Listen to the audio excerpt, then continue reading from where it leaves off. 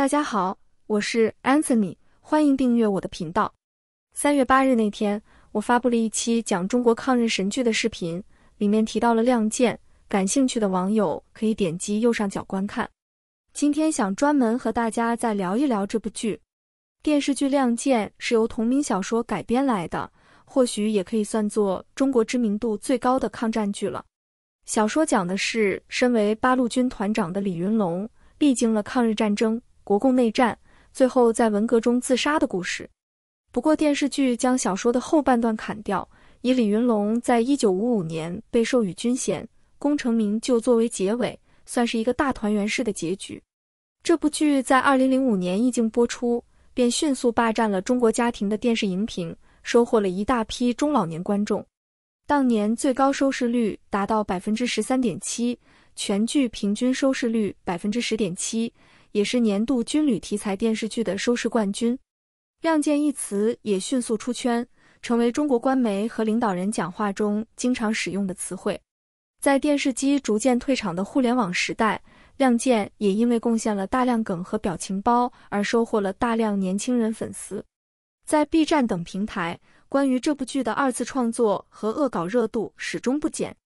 亮剑在当年能够火爆，源于他对传统抗日剧的突破。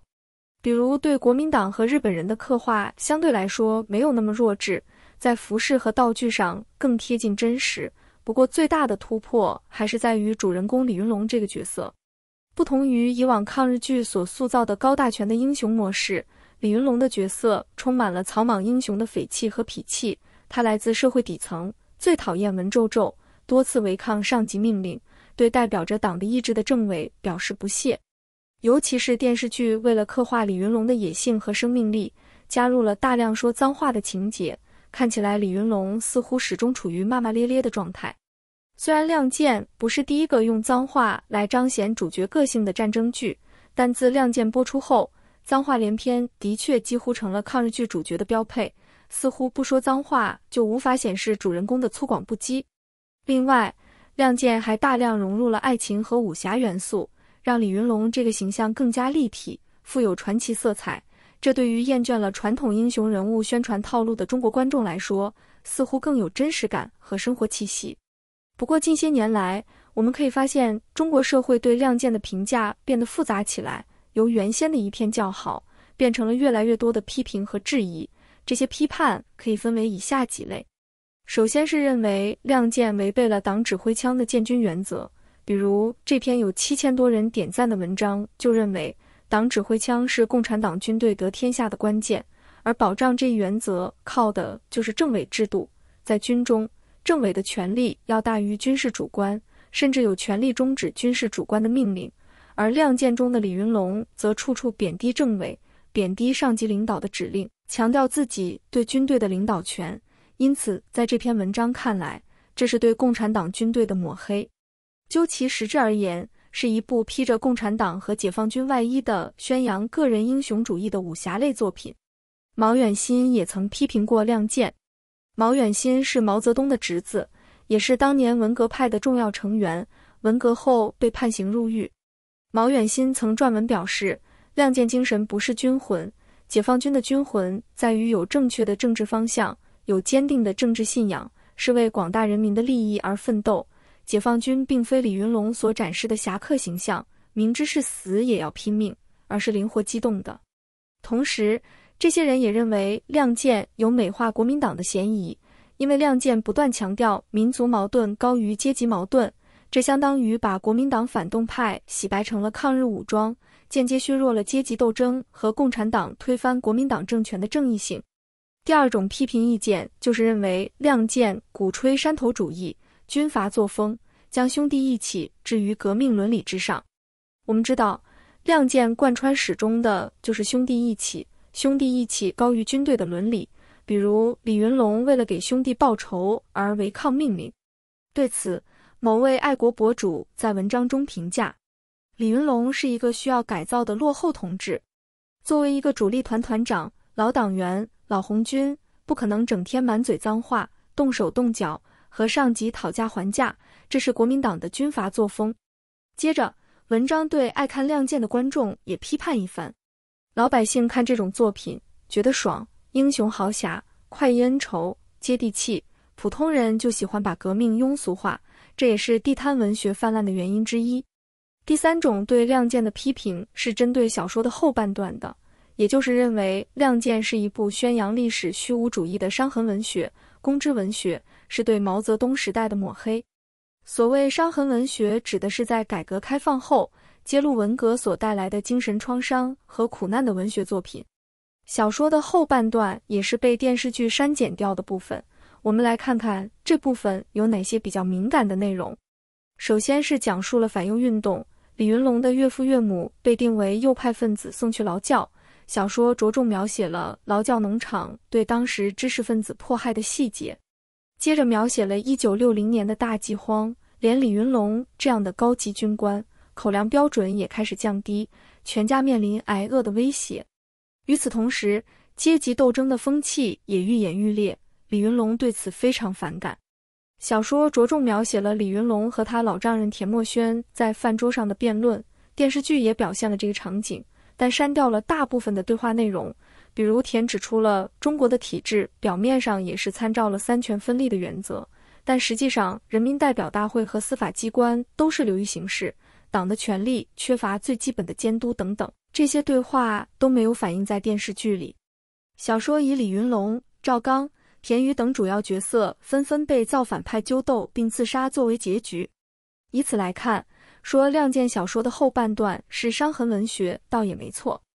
我们上面总结了3种对《亮剑》的批评，需要说明的是，这些批评并不代表体制的意见。中国官方并没有对《亮剑》这部剧大力批判，比如官媒半月谈就曾发文称，在当代，人们更需要李云龙式的干部来雷厉风行，攻坚克难。2019年，山东省委书记刘嘉毅在大会上强调，要大胆使用李云龙式干部。在官方的语境里，李云龙式的干部是一个褒义词，意味着个人能力强，能够解决实际问题，而非只有忠诚。因此，我们上面所列举的那些对《亮剑》的批判，基本上是站在比当今的中国官方还要更左，也就是更加上纲上线的立场上。他们认为《亮剑》不符合历史事实，但他们拿出来的同样不是事实，而是一个只存在于宣传中的那个伪光正的形象。他们希望《亮剑》向着更加脸谱化，也就是文革样板戏的方向去倒退。中国社会一直有这样一个群体，他们虽然身在体制外，但却喜欢捕风捉影，上纲上线，表现得比领导还要更左、更激进，说领导想说但不方便说的话，比如最近毛星火起诉莫言的闹剧。这些人看准了，改革开放后，中国的意识形态潜伏着巨大的裂痕和矛盾。尽管整个社会在改开后走出了毛时代的体制，并对文革有所反思，但这种反思却被官方限制在一个相当肤浅的水平，也就是所谓宜粗不宜细不争论向前看，对毛时代的错误以一句简单的功过七三开作为最终定论，这本身就是很扯的。而《亮剑》的小说也基本上符合改革开放后中国官方的意识形态，也就是以民族主义叙事代替阶级斗争理论。此外，肯定毛泽东在领导革命和建国上的功劳，肯定了国民党军队在抗战中的贡献，以前是不承认这一点的。不过还是要强调，八路军仍然是抗日战争的中流砥柱，这是7分功劳。同时，对建国后的一系列政治运动，比如反右、大跃进和文革有所批判，这就是3分错误，功过七三开。然而这种批判却几乎没有指向毛泽东本人或体制本身，而是指向了中央文革小组以及造反派，这就仍然陷入了皇帝是好的，都是下面的人办错了事的传统叙事，皇帝顶多有用人不当或者失察的过错。因此，《亮剑》的小说其实与主旋律没有根本的冲突，更不用说电视剧了。在某种程度上，《亮剑》和后来的抗日神剧一样，都严重地夸大了八路军的战斗力。比如在小说的开头，电视剧的第3集，讲到日军山崎大队深入八路军根据地，总部命令包围敌军，却屡攻不下。这时，李云龙的独立团采取土工作业的方式向前挖战壕，最终消灭了所有的敌人。这个情节的历史原型是百团大战期间的关家脑战斗，但与电视剧不同的是，这场战斗是一场彻底的败仗，八路军出动了上万军队围攻500日军，且均为八路军的主力部队。然而，在付出2000多人伤亡的代价后，仍然无法消灭敌人，最后不得不在日本援军的压力下被迫撤退。这场战斗也被彭德怀评为一生中的4大败仗之一，还暴露了八路军攻坚能力差、战术水平低下等问题。亮剑描写的其他战斗，比如伏击日军观摩团、围攻平安县城之类，要么就是严重夸大了八路军的能力，要么就是有历史原型，但严重夸大了战果。尤其重要的是，在抗日战争中，毛泽东的方针是打小仗、多宣传，把精力放在发展根据地、积累实力上，避免与日军爆发大规模冲突。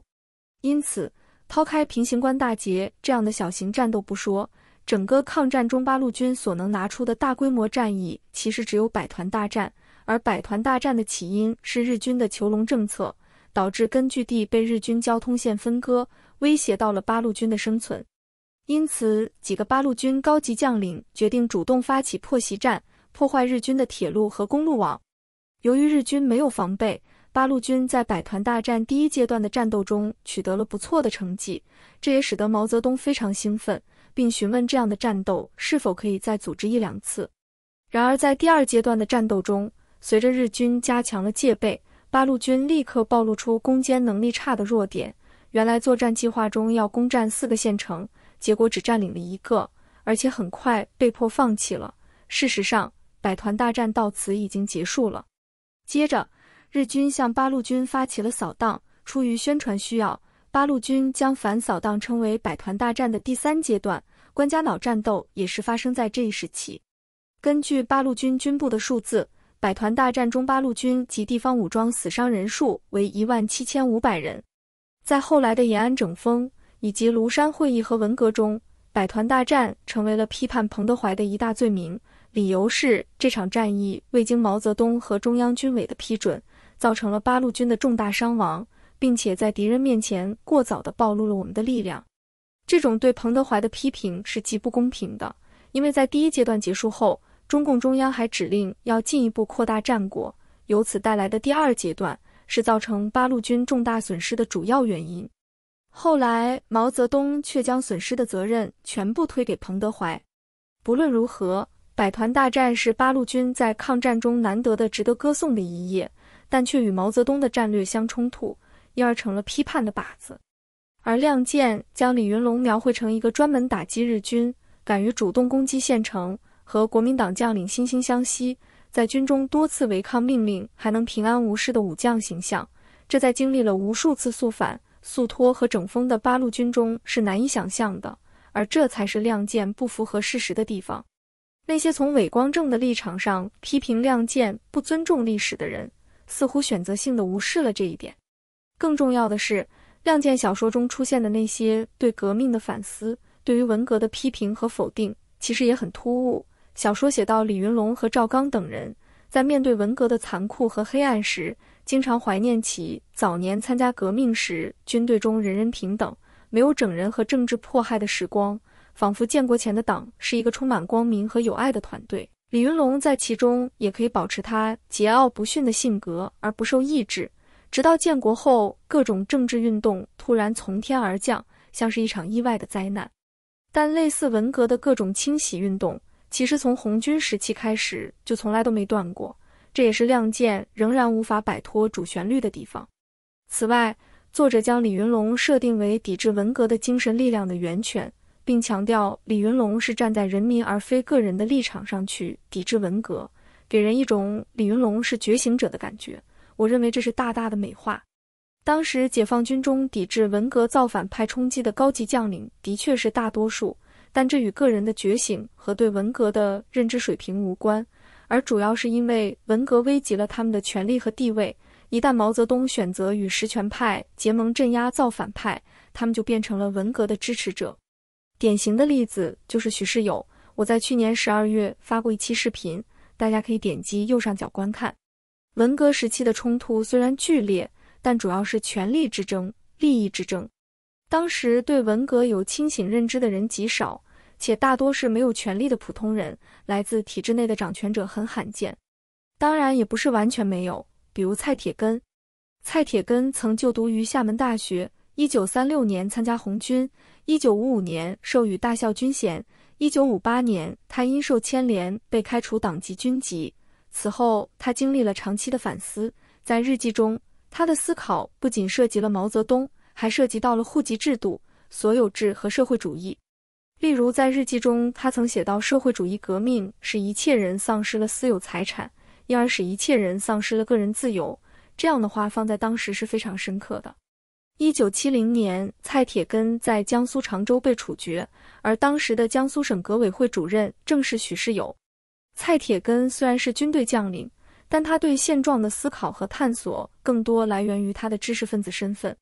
而草莽出身的武将通常抱着打天下、做天下的思维，也是皇权体制的坚定支持者，不太可能出于思想的原因去否定皇帝的意志。这也是李云龙这个角色显得突兀和分裂的地方。今天的视频就聊到这里吧。如果你需要本期视频的文字稿，可以加入我的基础会员。如果你有任何问题或个人的困惑想找我咨询，请联系我的邮箱，详情请参考这张图片。我会把这期视频放在历史与社会这个列表内，同时也推荐大家去看我这个列表内的其他视频。感谢大家的收看，再见。